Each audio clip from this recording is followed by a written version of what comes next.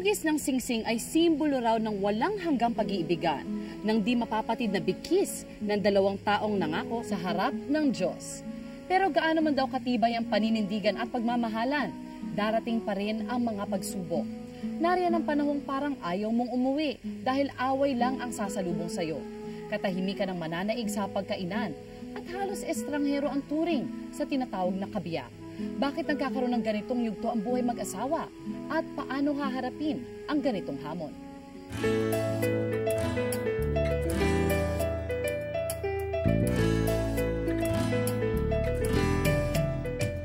Dalawampu't-tatlong taon si Mark at 32 taon naman si Lou nung sila'y ikinasal. Actually, kinakabahan ako nung kinakasal na kami. Pero someone told me na that's the biggest adventure yet. Sabi niya. Kaya ang nakakaba kasi kasal kasi siyempre it's into the unknown, di ba? Papasok ka sa something na hindi mo alam eh.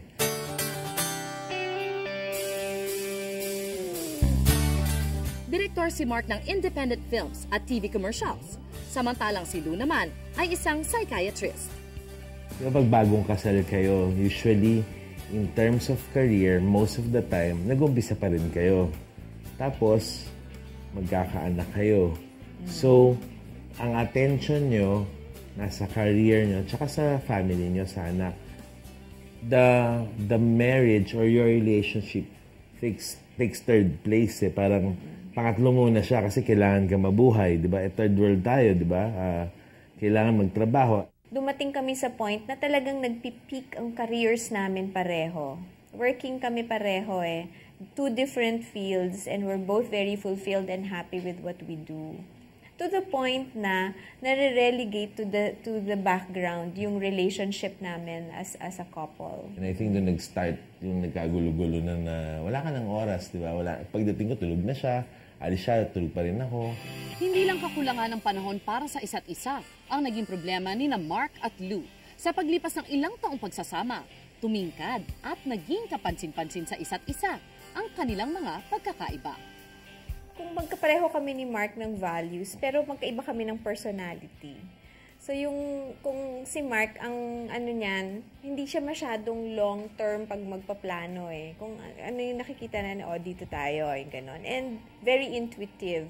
Sa akin naman, since I come from a past na maraming uncertain, para sa akin, kung mas sigurado, mas maigi.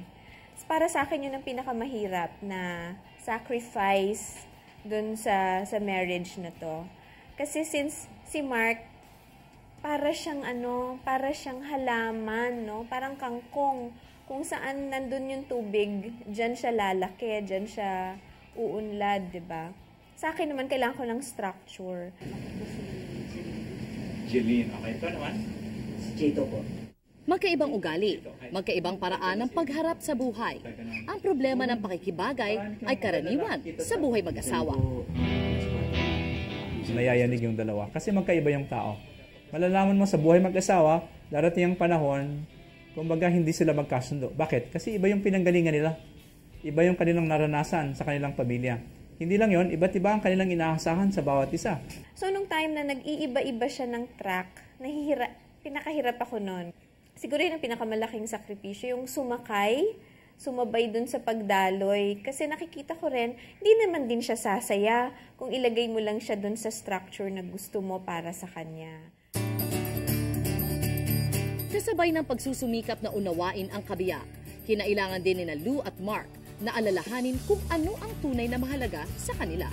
At this stage, we have everything that we thought we've always wanted. And yet, ako sa akin, naramdaman ko na meron para akong mga pangangailangan na hindi pala ito ang nagsasabi kung sasaya ka o hindi. There are certain emotional and psychological needs na hindi talaga mafu-fulfill kung nakabili ka na ng bahay, meron kang kotse, maayos ang career mo, yung ganon. Kailangan talaga na sustain yung pagkakakilala ninyo sa isa't isa. We started to take time out again and get to know each other again. Tapos ayusin yung mga kailangan ayusin. Tignan ulit ang priorities. What is the most important thing to you at this point, di ba? Ano ka ba talaga? Tatay, direktor, asawa, ano yung mga importante. Totoo yung sinasabi nila na if you want to make a marriage to work, you have to work on the marriage. Iba naman ang naging karanasan ni na Rolly at Yvonne sa 28 taon nilang pagsasama. Ito mabarkada siya eh. So, syempre, kasi lalaki, at saka syempre, malakas kumita, ganyan. So, syempre, lahat ng bisyo nasa kanya. Yung parang gano'n, umiinom, naninigarilyo, syempre, nagchichicks, mga ganyan. Tapos, yung nagsasabong, gano'n. Sa kagustuhang mapanatili ang kanilang samahan, tiniis ni Yvonne ang lahat at nagsawalang kibo na lamang. Hanggang dumating ang isang di inaasahang pangyayari sa kanilang buhay, ang pagbagsak ng matagumpay na negosyo ni Rolly. Sasakyan, bahay. Sasakyan, bahay. Nawala. Kung kanino kami nanghihiram, kung kanino kami pwedeng humiram, ganyan. Yung iba, yung mga natulungan mo nung araw, tatalikuran ka pa eh. Hindi ka pa papansinin eh, di ba? Doon, nararanasan namin yung kung paano yung magtiis. Yun na. Talagang nag-work ako for my children. For my family. Talagang kahit dati kang nakakotse, dati kang may katulong, tapos all of a sudden, biglang nawala. Tapos nasa real estate ako. So hanggang sa minsan nakakatulog ako sa bus kasi nga dahil sa pagod. Wala ako reklamo. Hindi ako nagre-reklamo. Kaya yung mga anak ko, siguro nakikita nila yon. Kaya, tsaka kasi yung sa bahay namin, hindi pinag-aawayan ng pera. Bagamat isang malaking dagok sa kanilang pamilya, ang biglang paghihirap na ito ay matatawag siguro nilang blessing in disguise. Tinigilan na ni Rolly ang kanya mga bisyo at napagtanto ng mag-asawang sa panahon ng krisis, ang sandigan nila ay ang isa't isa. Ganito rin ang pinanghahawakan ni na Mark at Lou. Ang laki ng bearing ng kung ano rin yung naging pinundar ninyo sa relationship bago umabot sa disillusionment. Kasi kung walang ipinundar, kaya mahalaga yung romance. Kung walang masyadong naipundar sa isa't isa during the time na masaya at romantic pa ang relasyon, pag pumasok ang disillusionment, ang hirap-hirap sigurong umabot sa true love.